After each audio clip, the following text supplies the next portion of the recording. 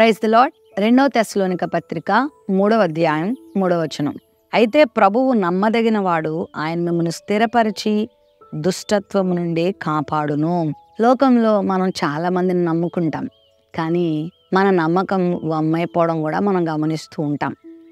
ఈ ప్రపంచంలో ఎవరిని నమ్మినా నమ్మకపోయినా దేవుణ్ణి మాత్రం మనం నమ్ముకున్నప్పుడు దేవుని నుండి చాలా ఆశీర్వాదాలు మనం పొందుకుంటాం, చాలా మేలులు మనం పొందుకుంటాం.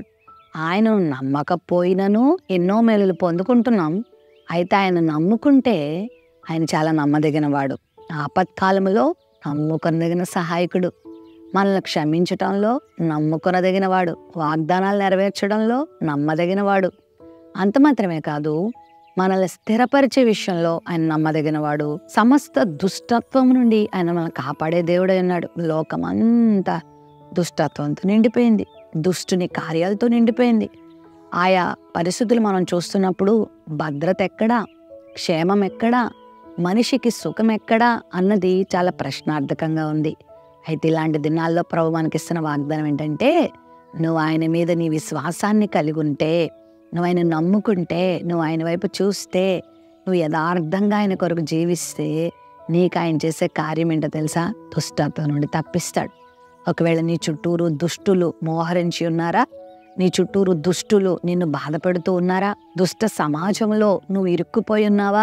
ఎప్పుడు ఎవరి నుండి ఏం కీడు కలుగుతుందా అన్న భయం నీలో ఉందా? ఎవరు ఏ హాని చేస్తారో అన్న బెదురు నీలో ఉందా? భయమేస్తుందా? కంగారుగా ఉందా? తొందరపడుతున్నావా? నా భవిష్యత్తు ఏమవుతుందా అన్నటువంటి ఆలోచనలోనూ ఉన్నావా? అసలు నాకు మేలు జరుగుద్దా లేదా అనే ప్రశ్న నీకు వస్తూ ఉందా? అయితే నువ్వు నమ్ము, నీ దేవుడు నమ్మదగిన వాడు. నిన్ను ఏ దుష్టునికి ఆయన అప్పగించడు. ఏ దుష్టత్వము దేవుడు నీకు అంటకుండా కాపాడతాడు. ఏ దుష్టుని కార్యం కూడా నీ జీవితంలో జరగకుండా దేవుడు నీకు సహాయం చేస్తాడు. వాడికి అపజయము, నీకు జయమును దేవుడిస్తాడు. నువ్వు ఆయన సన్నిధిలో ఎదుగుతూ ఆయన వాక్యానుసారంగా నువ్వు జీవించే బిడ్డవైతే ప్రతి విషయంలో ఆయన నీకు జయ జీవితాన్ని ఇస్తారు. ప్రతి విషయంలో నిన్ను నడిపిస్తారు.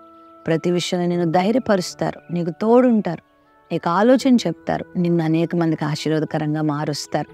నిన్ను స్థిరపరిచి బలపరిచి అనేకులకు ఆశీర్వాదకరంగా చేస్తారు. గతంలో ఏదో కీడు జరిగిందని, ఏదో నీ జీవితంలో అవమానం కలిగిందని, ఎక్కడో ఓడిపోయానని బాధపడొద్దు.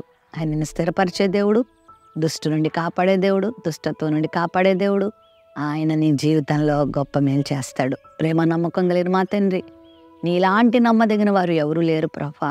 నువ్వు మమ్మల్ని స్థిరపరిచే దేవుడవు, దుష్టు నుండి కాపాడే దేవుడు. నీ బిడ్డలు ఆయా రీతులుగా దుష్టు నుండి కాపాడి భద్రపరిచి నీ కొరకు నిలబెట్టమని ప్రార్థించి యేసు నామములో వేడుకొంచున్నాం తండ్రి. ఆమెన్.